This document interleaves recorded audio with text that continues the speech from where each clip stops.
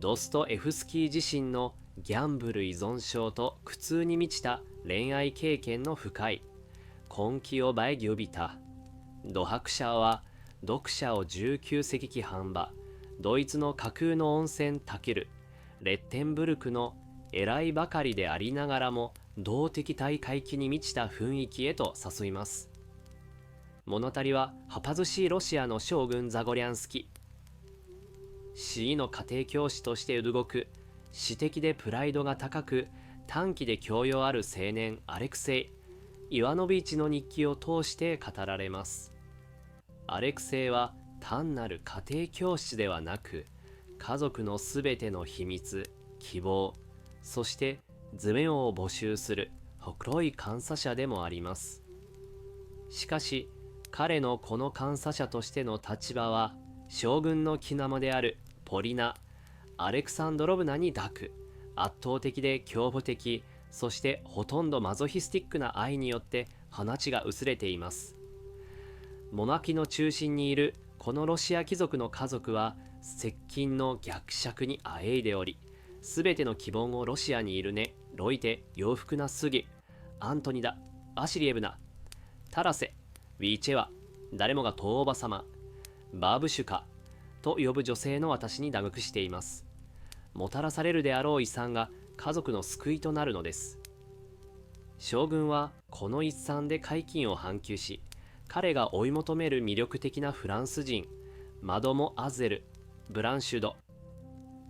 コマンジュと結婚することを計画しています。マドモアゼル・ブランシュと彼女の母親は将軍の財産を洗うハゲタカにほくなりません。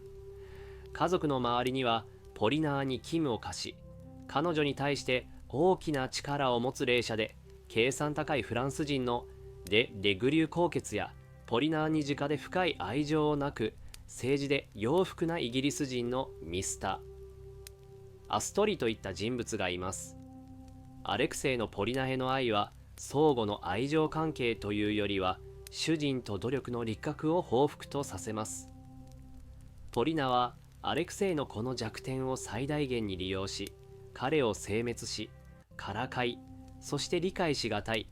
気まぐれで覚えず彼を示します。一方のアレクセイはこの巨乳から奇妙な喜びを得ており、ポリナの本の謝罪な恩恵を得るためならどんな不名誉なことでもする覚悟があります。ポリナの命令で尊敬されるドイツの南閣とその家族に公衆の弁権で分乳を加えてジギラを秘めたことは、この弾んだ関係のもつよもぽも明確な調合の一つです。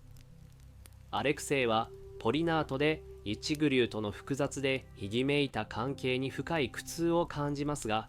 ポリナの達しがいかにおなれきを負っているか、そして実は彼女自身も犠牲者であることを徐々に感じ取っていきます。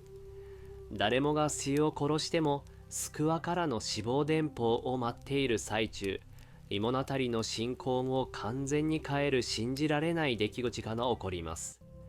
大おば様は死んでいなかったのです。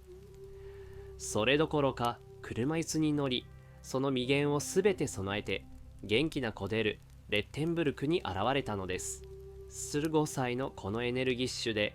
役のままに振る舞う裕福な女性は、遺産を待つ寄生虫のような親戚たちを厳しい言葉で伯爵し、彼らをショックに遭われます。彼女はナチョ、そして特に誰もが話している有名なカジノ、すなわちルレット台に興味を持ちます。アレクセイを案内位置として連れた大おば様はルーレット台に作り、最初は初心者の星雲で勝幕を勝ち取ります。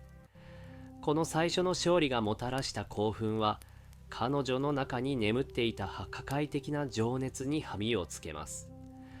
すぐに彼女は全ての自鉄心を使います。アレクセイの全ての傾向と根源にもかかわらず、異業にして財産の大部分をルーレットに投じます。翌日、失ったものを取り戻そうという思念でハタダビテブルに使き、今度はほぼ全ての今、宿、そして不動産を救い、完全な破滅を経験します。大おばさ様のこの非究極的な美学は、ギャンブルが貴族であろうと武学者であろうと、老人であろうと若者であろうと、誰もが同じ罠の中に引きずり込まれることの生きしきとした証明です。彼女の破産は将軍とマドモアゼル、ブランシュのすべての夢を打ち砕き、家族のすでに緊張していた雰囲気を完全なカオスへと突き落とします。大おば様が地を取った後、崩壊した家族の中で誰もが自分の道を切り開かなければならなくなります。で、グリュー光悦はポリナへの大腹筋を講しに彼女に圧力をかけます。絶望の縁に立たされたポリナは最後の望みをかけて夜遅くにアレクセイの部屋を訪れます。プライドを追い捨てみすぼらしいスカです。彼女はアレクセイに高血に分入されたと告げ、助けを求めます。この瞬間こそアレクセイが待ち望んでいた瞬間でした。彼はもはや単なる家庭教師ではなく、愛する女性の騎士であり、彼女の救い釘となるのです。ポリナにキマを見つけると救い、彼はクカラを通りに投げ出し、まっすぐカジノへと向かいます。この時点から小説はアレクセイの魂の中にあるギャンブルの顔がどのように狂気へと変わっていくかを火を飲むように描写します。ポケットの最後の今出るレッドダイに作ったアレクセイはまるでトランス状態のようにプレイを始めます。軍は信じられないほど彼に味方します。1に穴ければ死が出ます。0に分ければ0が出ます。数字、色、そして回転するボールの音が彼の心の中で空きます。論理と恐怖を完全に救い、ただ本能だけで行動しています。数時間のうちに彼は信じられないほどの時、死に20万フランを勝ち取ります。ポケットが進化と死費であずれ返る中、彼はもはや自分を王のように感じています。この今でポリナーを救うだけでなく、彼女からの尊敬と愛も買うことができるだろうと。勝利に潤い知れながらポリナの部屋に戻り、勝ち取った浜をベッドの上に山積みにします。しかし彼が期待した感謝と簡単の縁足しの代わりに、ポリナの顔には恐怖と戦悪が浮かんでいます。ポリナは彼のこの行動を武乳と受け取ります。アレクセイが自分を鎌で変える器だとみなしていると考えたのです。彼女のプライドは修復不可能なほどいじつけられました。彼女はアレクセイに不運の対価としていくらかの今を投げつけ、ヒステリックな発作を起こして部屋から逃げ出します。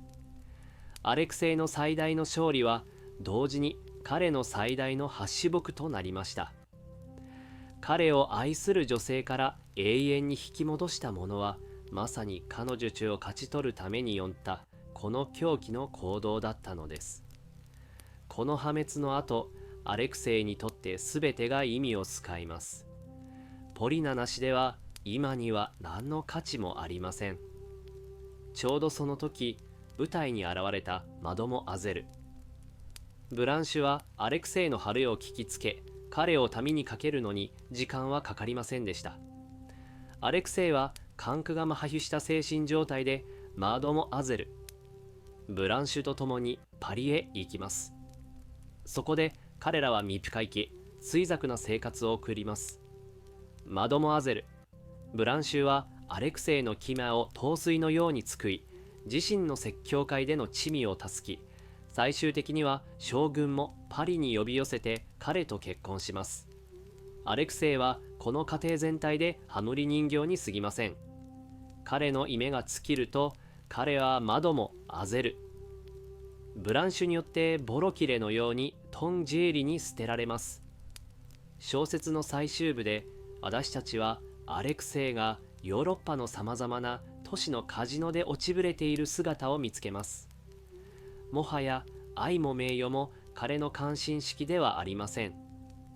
唯一の目的はルーレット台に作るために古今を見つけ、その瞬間的な興奮を再び味わうことです。記憶は薄れ、一致は完全に使われています。ある日、ホンブルクでミスター・アストリーと再会します。アストリーは彼にポリナーがスイスにいること、病気だったが徐々に回復していること、そして実は彼女が常に独自の方法でアレクセイを愛していたことを告げます。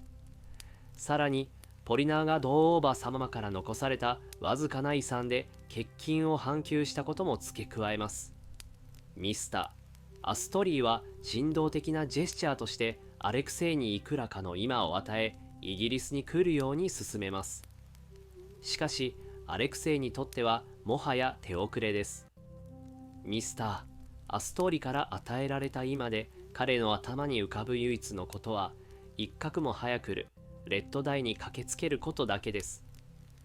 彼の心の中には全てをやり直し、もう一度頑張って再び人間になることができるという気折れることのないヒューマンに満ちた希望があります。小説はアレクセイがこの廃墟的でこういう終わりのないサイクルの中に閉じ込められた状態でホキを閉じます。彼はギャンブルに気間を使っただけでなく、箸、意識、そして人間性を使った現代世界の僻居的な英雄なのです。ドストエフスキーはドバクシャオラロを通じて依存症の心理、意が人間関係をいかに恥むか、そして凶暴的な愛の破壊的な性質を不滅の心で描き出しています。